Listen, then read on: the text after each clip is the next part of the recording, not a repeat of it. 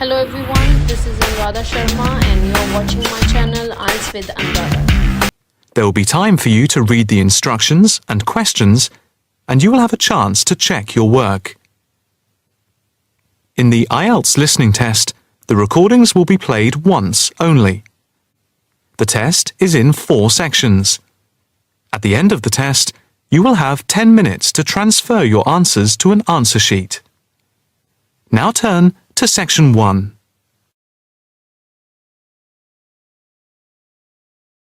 Section 1. You will hear a male student talking to a union representative about placing an advertisement to sell a laptop. First, you have some time to look at questions 1 to 5.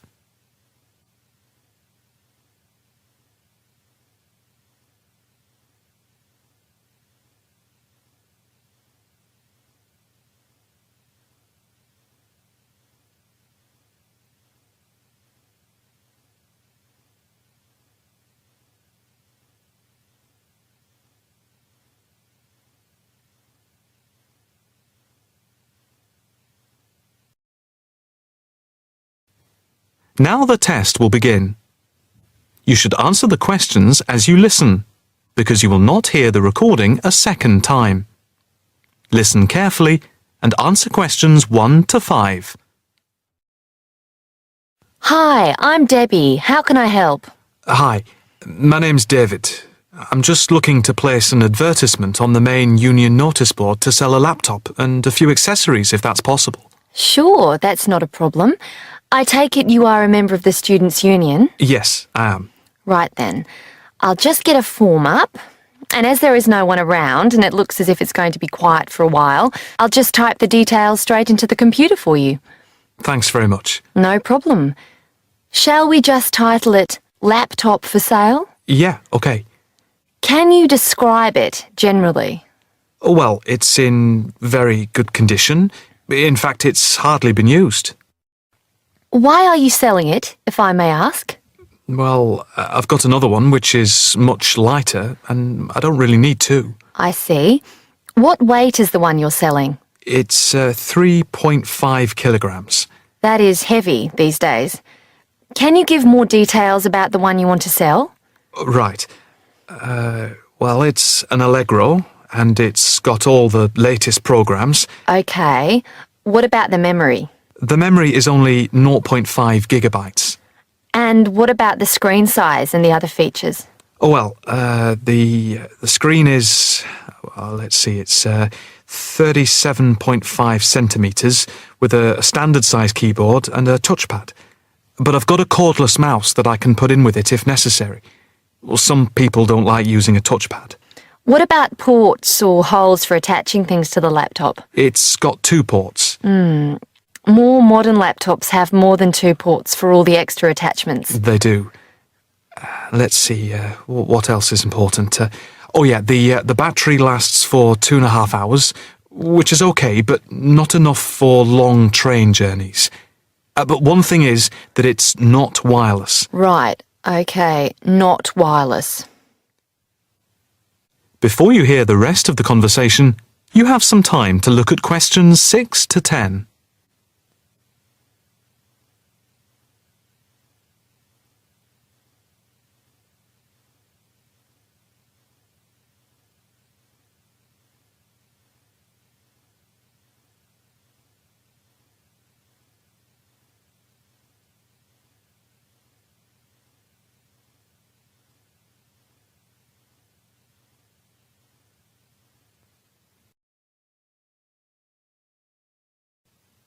Now listen and answer questions 6 to 10.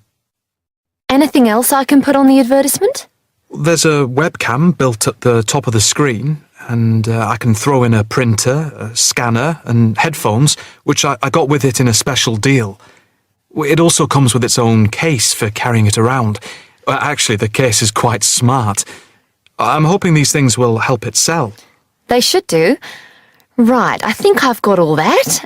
How much do you want for it? That I'm not sure about. It's worth about £900 to £1,000 new. Yeah, but you won't get that much if it's used, and even if it's in good condition. What about £500? I doubt if you'd get as much as that. More like £200 or £300. If you look at the notice board, there is one on there which is comparable to yours, and it's not more than about £250, I think. As little as that? I'm afraid so. Shall we say £300? OK, put that. Can I take some contact details for the advert? The name's David Bristow. BRISTOW. Yes, that's it. And a mobile or email? Both, if you want.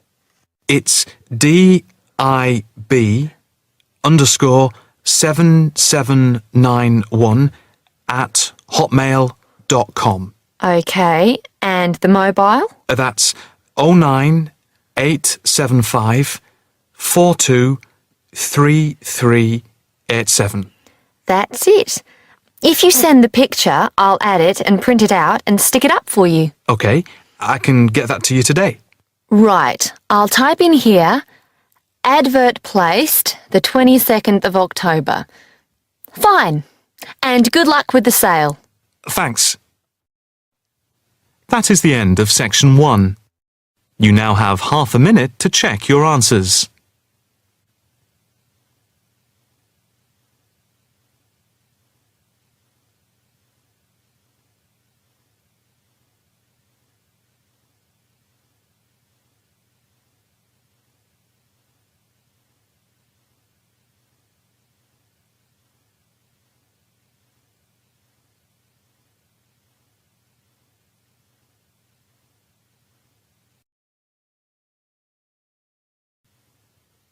Now turn to section 2.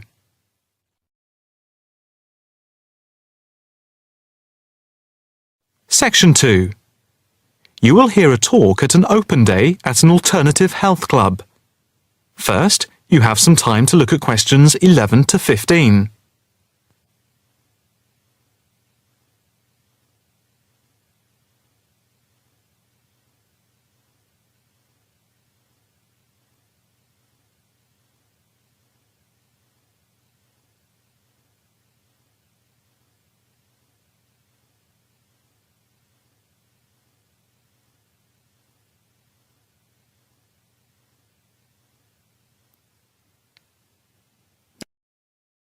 Now listen carefully and answer questions 11 to 15. Good morning and welcome to the open day of our new alternative health club here at Chelsea Bridge. I have to say it is very pleasant to have so many people turn up. My name is Harry Wilkinson and I work as one of the 9 permanent staff members employed here at the club. The main aim of the open day is to give you a quick tour of the building. But before we do that, I'd like to introduce you to a few people employed at the club. Not all of us are here at the same time. In case you need to contact any of us, our contact details are here on the notice board below the photographs. First of all, this is Sean Bond, who is the technical manager. And his job is to supervise equipment like computers and all the electrical equipment. And this is Margaret Lloyd. Her main function is to oversee training, and she is therefore in charge of all the full and part-time therapists. The next important person I need to introduce you to is James Todd. He is our liaison officer. What he does is manage bookings for the club rooms and equipment, as they are open to different organizations, from the local college to corporate clients like banks and so on. Last but not least is our physiotherapist, Edward Marks, who works part-time Monday, Wednesday and Friday. Edward plays an important part in the life of the club. His main role is to prevent injuries. Before you hear the rest of the talk, you have some time to look at questions 16 to 20.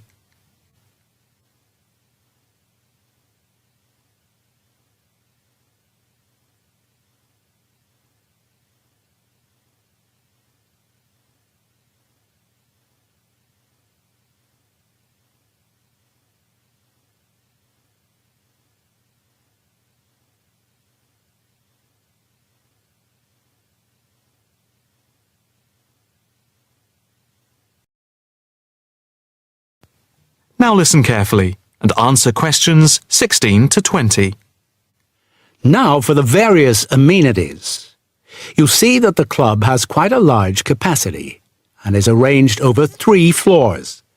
There is a lift by the reception and the stairs. On the ground floor there are 2 large halls which are used for yoga, tai chi, Pilates, and dance and fitness classes for different age groups, with a shop and cafeteria over here. On the first floor we have a full range of fitness machines, which are available in the large central hall, around which there are various offices. The changing rooms are also on this floor. On the second floor, there is a series of small therapy rooms with waiting areas for clients. These may be booked by individual therapists.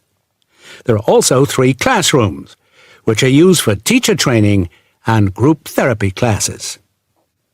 We have a very extensive therapy training program accredited to the University of Manwich, with training in counselling, for which we have 3 programs at the moment.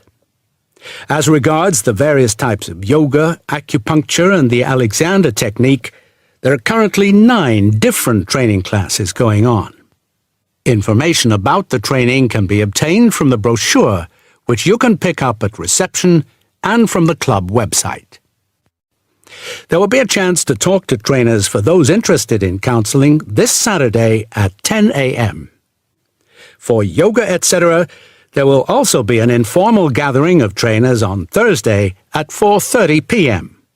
So, if you are interested in becoming involved, this is your chance. That is the end of section 2. You now have half a minute to check your answers.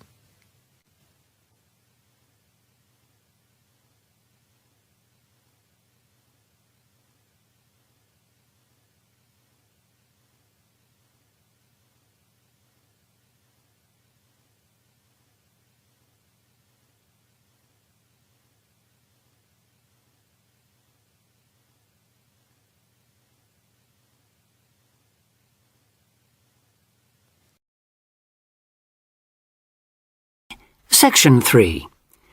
You will hear 3 students discussing a programme of activities for new students at a college.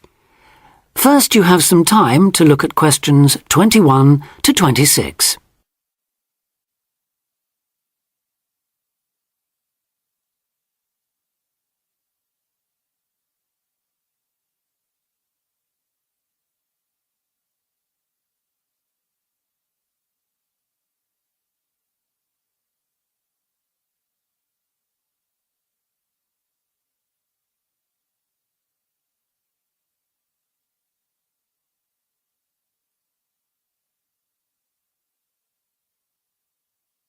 Now listen carefully and answer questions 21 to 26.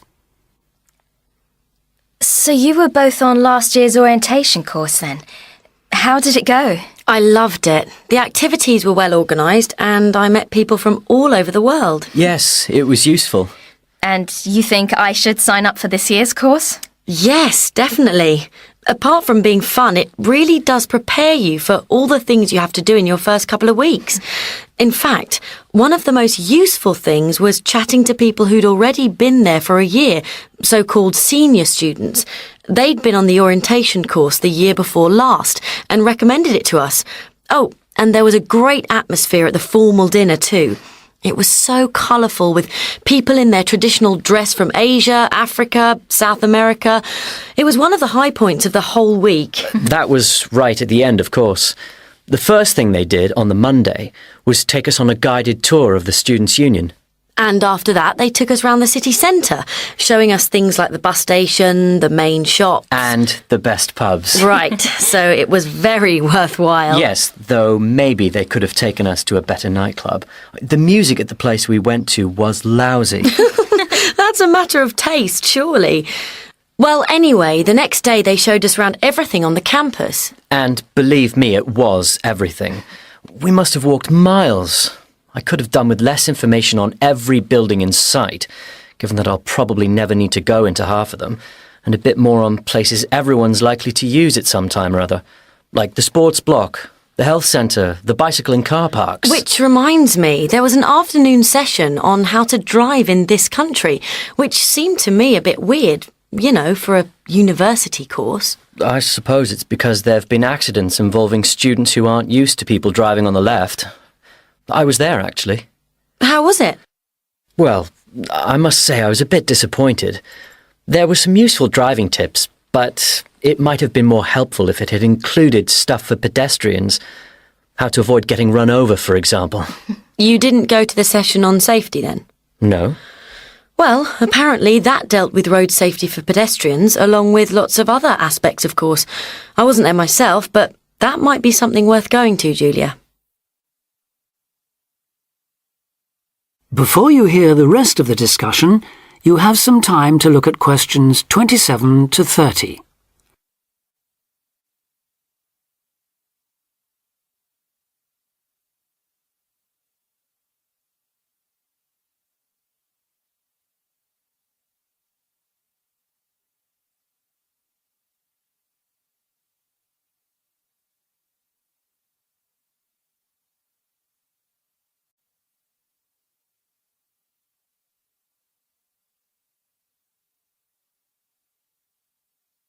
Now listen and answer questions 27 to 30.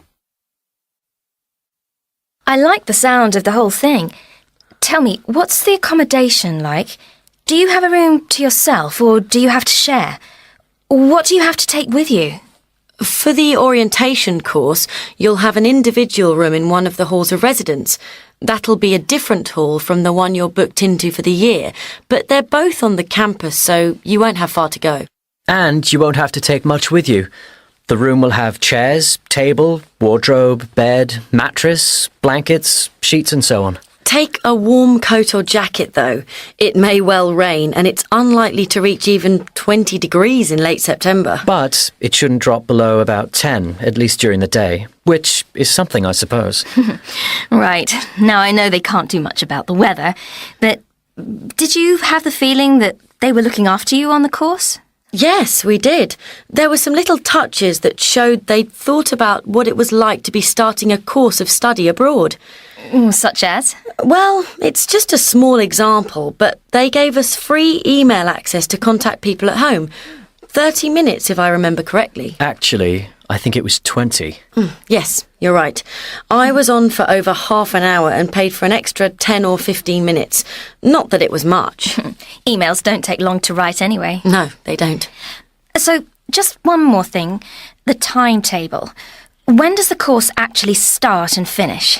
Well, a lot of people get there on the Sunday, though you'd have to find a room for an extra night, as the course accommodation is only booked from the Monday, when things get going. Then they'll keep you busy all week until the dinner on the Friday. And that's it, is it? Yes, there's nothing after that. Though most people stay over till Saturday, partly to recover from the party, but also because they can then move straight into their permanent rooms. I think I'll do that. Well, thanks a lot for all your advice. I'm sure I'll enjoy the course. I wish I could go on this year's too. That is the end of section 3. You now have half a minute to check your answers.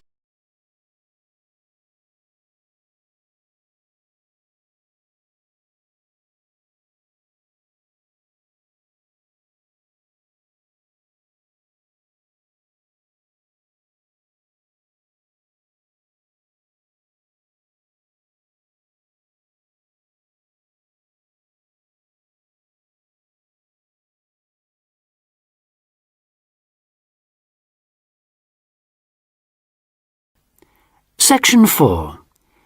You will hear part of a lecture about fireworks. First, you have some time to read questions 31 to 40.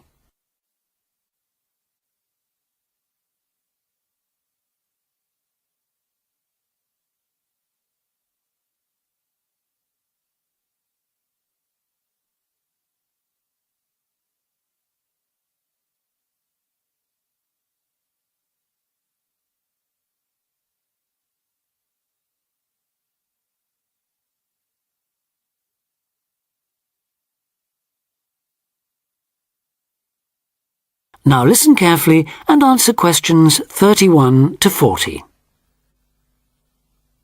Good afternoon, everyone, and welcome to this short talk on the subject of fireworks. Now, fireworks, as I'm sure many of you know, were invented in China, though there has long been disagreement as to exactly when, or even in which century. The consensus nowadays, though, is that it was in the 6th, as there is considerable evidence of war rockets being made then.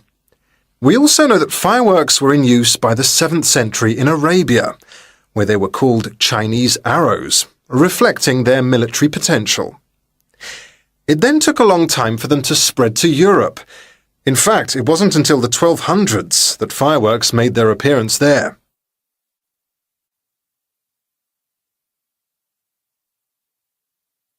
The basic ingredients of fireworks have changed little to this day. Their explosive capacity comes mainly from black powder, also known as gunpowder, which is produced from a mixture of charcoal, sulfur, and potassium nitrate. A modern aerial firework, the kind used nowadays in big public displays, not the small rocket type that you might remember from your childhood, is normally made in the form of a shell, often a sphere about the size of a peach. Inside the shell are a number of stars, surrounded by black powder, and running through the centre of the round shell is a charge that makes the firework explode when it reaches the desired altitude. This is known as the bursting charge. When this explodes, it ignites the outside of the stars, which begin to burn with bright showers of sparks. Since the explosion throws the stars in all directions, you get the huge sphere of sparkling light that is so familiar at firework displays. A shell of this kind is launched from a 75mm diameter mortar, which in some ways resembles the type used by the military. The mortar is a steel, or increasingly for safety reasons, shatterproof plastic pipe. This is likely to be 500mm long and sealed at one end. The other end is aimed at the sky, and at the bottom of the pipe, below the shell, is placed a cylinder containing black powder. This has a long fuse, which projects out of the tube. When this is lit, it quickly burns down to the lifting charge, which explodes to launch the shell. In so doing, it also lights the shell's fuse. The shell's fuse burns while the shell rises to its correct altitude and then ignites the bursting charge so it explodes. More complicated shells are divided into sections and burst in 2 or 3 phases. Shells like this are called multi-break shells. They may contain stars of different colours and compositions to create softer or brighter light, more or less sparks, etc. Some shells contain explosives designed to crackle in the sky, or whistles that explode outward with the stars. The sections of a multi-break shell are ignited by different fuses, and the bursting of one section ignites the next. The shells must be assembled in such a way that each section explodes in sequence to produce a distinct, separate effect. The pattern that an aerial shell paints in the sky depends on the arrangement of stars inside the shell. For example, if the stars are equally spaced in a circle, with black powder inside the circle, you will see an aerial display of smaller star explosions equally spaced in a circle. To create a specific figure in the sky, for instance a heart shape, you create an outline of the figure in stars inside the shell. Then you place explosive charges inside those stars to blow them outward into the shape of a large heart.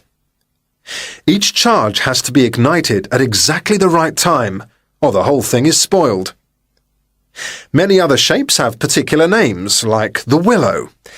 This is formed by stars that fall in the shape of willow tree branches, spreading a little to the side and then downwards. The high charcoal composition of the stars makes them long burning, so they may even stay visible until they hit the ground. The ring shell is fairly basic. It is produced by stars exploding outwards to produce a symmetrical ring of coloured lights. More complex is the pattern created by the palm, which contains large comets or charges in the shape of a solid cylinder. These travel outwards, explode, and then curve downwards, like the limbs of a palm tree. The serpentine, the last one for now, is different again. When this one bursts, it sends small tubes of incendiaries scattering outwards in random paths, which may culminate in exploding stars. It can be quite spectacular. That is the end of part 4. You now have half a minute to check your answers.